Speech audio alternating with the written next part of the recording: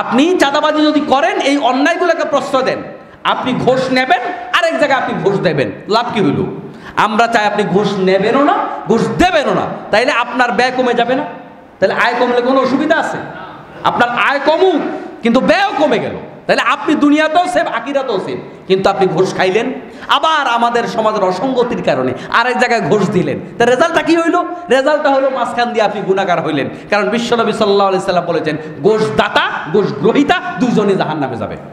তো এইভাবে আমরা গোটা জাতি জাহান্নামে যাচ্ছি, কারণ আমরা সবাই ঘুষের সাথে জড়িত, এই আমি সহ। নাউজুবিল্লাহ বলেন। আমি সহ কেন বললাম?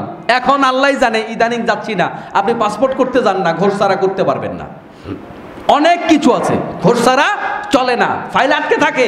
তো আমরা চাই এই অসঙ্গতিগুলা দূর হয়ে যাক। আবার এই ক্ষেত্রে অনেকে বেশি অধৈর্য। প্রিয় মুসলমান ভাইরা, কথাগুলা মাথায় ঢুকান, এত অধৈর্য হবেন না।